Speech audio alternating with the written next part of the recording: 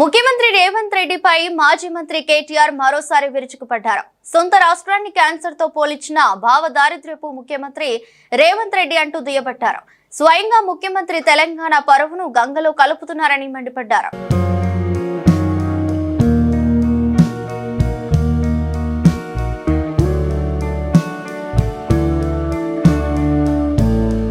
ముఖ్యమంత్రి రేవంత్ రెడ్డిపై మాజీ మంత్రి బీఆర్ఎస్ వర్కింగ్ ప్రెసిడెంట్ కేటీఆర్ తీవ్ర వ్యాఖ్యలు చేశారు.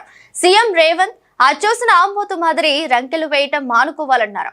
తెలంగాణ ఆర్థిక స్థితిపై అసెంబ్లీలో చర్చకు పెట్టాలని డిమాండ్ చేశారు. సభ సాక్షిగా 4 కోట్ల ప్రజల ముందు సీఎం రేవంత్ బట్టలు విప్పుతామని హెచ్చరించారు. పాలన చేతకాని సన్యాసి ముఖ్యమంత్రి రేవంత్ రెడ్డి అని విరుచుకుపడ్డారు. సొంత రాష్ట్రాన్ని క్యాన్సర్ తో పోల్చిన భావ దారిద్ర్యపు ముఖ్యమంత్రి రేవంత్ రెడ్డి అంటూ తీవ్ర వ్యాఖ్యలు చేశారు. ఎందుకంటే నువ్వు సిగ్గులేనోడివి కాబట్టి, మూర్ఖుడు కాబట్టి తెలంగాణను ఒక క్యాన్సర్ రోగితో పోల్చినావు. తెలంగాణ ఒక వ్యాధిగ్రస్తమైన రాష్ట్రంగా మాట్లాడినావు. అందుకే నేను అంటున్నాను, నువ్వు మూర్ఖుడివి, చదువుకో. నీ సొంత సహచరుడు, నీ ఉప ముఖ్యమంత్రి, నీ డెప్యూటీ ఇచ్చిన నివేదిక చదువుకో, సిగ్గు తెచ్చుకో, బుద్ధి తెచ్చుకో అని చెప్తా ఉన్నా.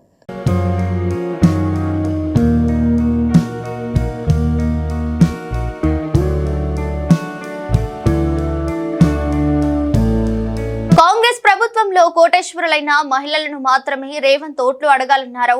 తెలంగాణ దివాలా తీసిందని గత 15 నెలలుగా కాంగ్రెస్ గోబెల్స్ ప్రచారం చేస్తుందని మండిపడ్డారు. స్వయంగా ముఖ్యమంత్రి తెలంగాణ పరువును గంగలో కలుపుతున్నారన్నారు. ఈ సన్నాసి చేసిన పని ఇది కూడా వాళ్ళ నివేదికనే, మాది కాదు. ఈ సన్నాసి చేసిన పని ఆయన ఉప ముఖ్యమంత్రి గారే బయటపెట్టారు. మేము దిగిపోయే నాడున్న రేషన్ కార్డుల సంఖ్య 89,97,000, అంటే దగ్గర 90 లక్షలు. 89,97,000 అని ఆయనే చెప్పిండు మేము దిగిపోయినాడు.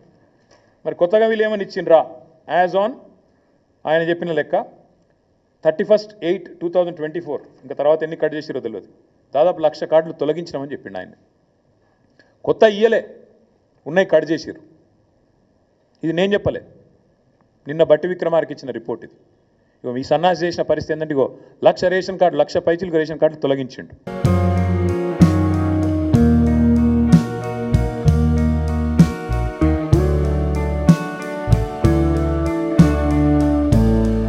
కాళేశ్వరంపై కొంతమంది సన్యాసులు చెత్తబాగుడు బంద్ చేయాలని అన్నారు.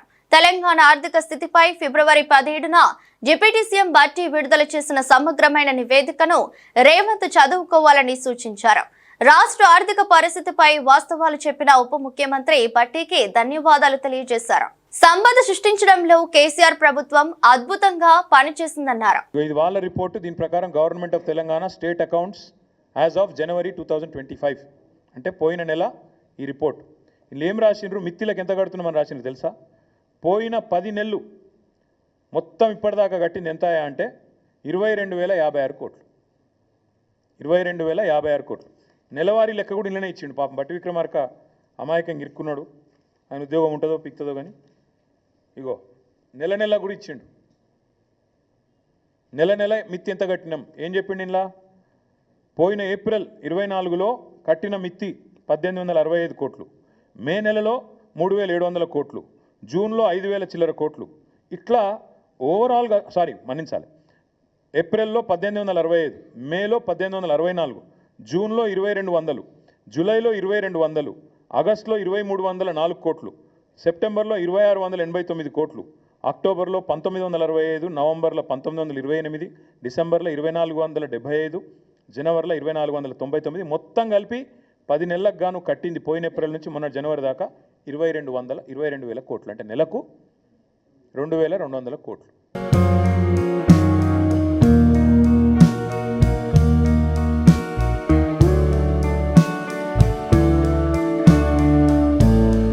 రేవంత్ రెడ్డి యాక్సిడెంటల్ సీఎం అంటూ వ్యాఖ్యలు చేశారు. సిగ్గు మానం లేని మూర్ఖపు ముఖ్యమంత్రి అని విమర్శించారు. కేసీఆర్ ను దూషించడం మానుకోకుంటే రేవంత్ మూల్యం చెల్లించుకుంటారని హెచ్చరించారు.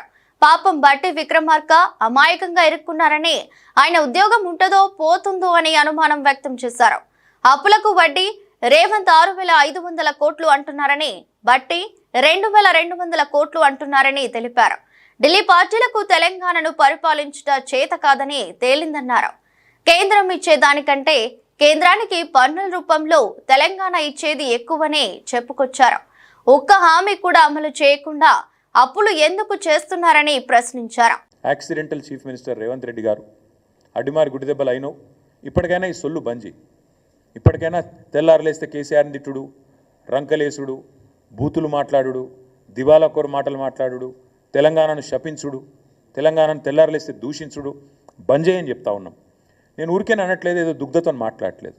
తెలంగాణను ఎవరు తిట్టినా, తెలంగాణను ఎవరు దూషించినా, తెలంగాణను ఎవరు కించపరిచినా ఇదే పద్ధతిలో జవాబిస్తాం.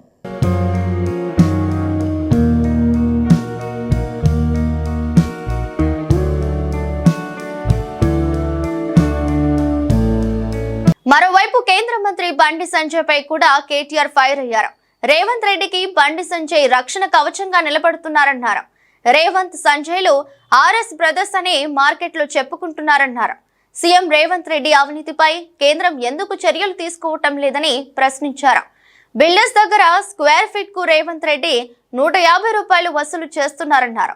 రాహుల్ మోదీ కులంతో ప్రజలకు ఏంటి లాభమని ప్రశ్నించారు. అమృత్ టెండర్లు, పొంగులేటి ఇంటిపై ఈడీ రైట్స్ ను బయట పెట్టాలని డిమాండ్ చేశారు. సుంకిసాల ప్రాజెక్టు కుంగితే మేఘా కృష్ణారెడ్డిని రేవంత్ రెడ్డి ఎందుకు కాపాడుతున్నారని నిలదీశారు. కృష్ణా జలాల దోపిడీ విషయంలో అసెంబ్లీలో ఎండగడతామని కేటీఆర్ స్పష్టం చేశారు.